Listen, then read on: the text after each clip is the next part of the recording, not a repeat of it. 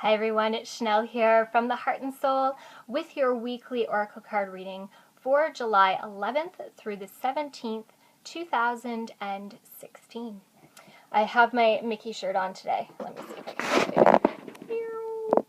I was feeling the need to indulge my inner child, my inner Mickey. I'm dreaming about the day we get to go back again.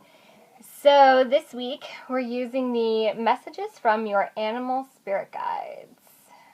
It's an oracle card deck by Stephen Farmer.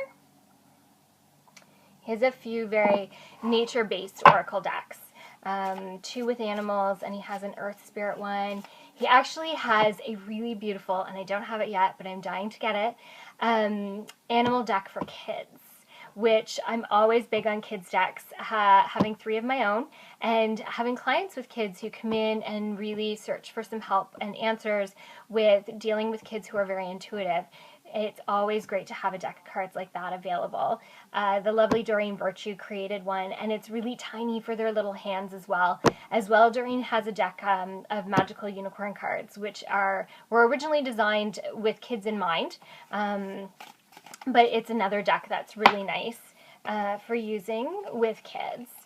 So, Stephen Farmer, check him out. I have 2 cards stuck together.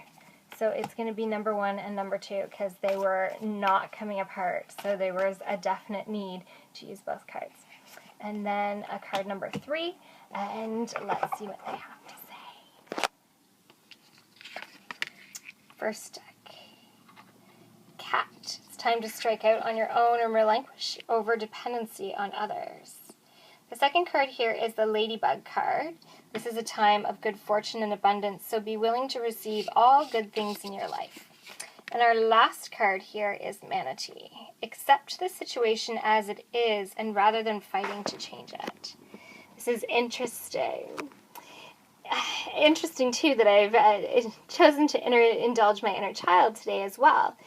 Really, as we were children, we just accepted the way that things were. We didn't necessarily fight against it or question it, although anybody who has children knows that some days they do like to do that to us.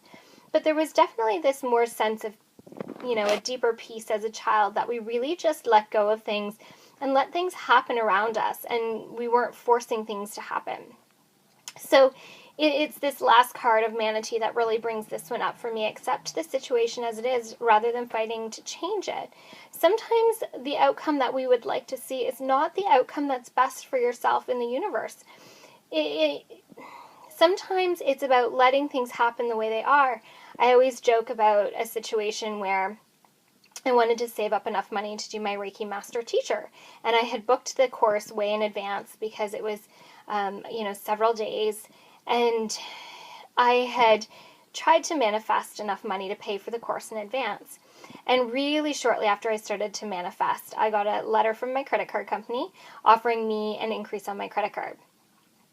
So that was the universe's way of saying to me that we're giving you what you need, just not in the way that you wanted it, but in this manner, it's creating a sense of trust. A trust that once you have this certification, that you will have the finances to pay for the credit card debt. So really acknowledge that. It's time to stand in your own power and stop relying on other people to make things happen for you. To really accept who you are and where you stand in this world and what's happening around you. Release the need. What do I want to say? I want to say that when you can stand in your own power and trust what is going on, allow yourself to go with the flow, that things will manifest much faster and there will be a much deeper sense of abundance rolling out around you. You just need to stand in that power. And I know it can be a very difficult thing to do, but it is really important to trust and stand in that power, to really go with the flow. It doesn't mean non-action. It just means being detached from the outcome and just moving through and listening to your intuition on the action that needs to be taken. I feel like I was a little long-winded on that one. Sorry about that. It's so important to trust. When I teach intuition workshops, that the number one thing that you have to do is trust. And if you can't have that piece of trust, nothing else is going to fall together.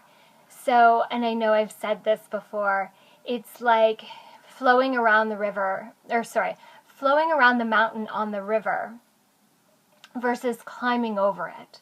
That we need to have that action of getting into our boat or on our raft and floating, but we don't have to take the hard road. We don't have to always climb the mountain.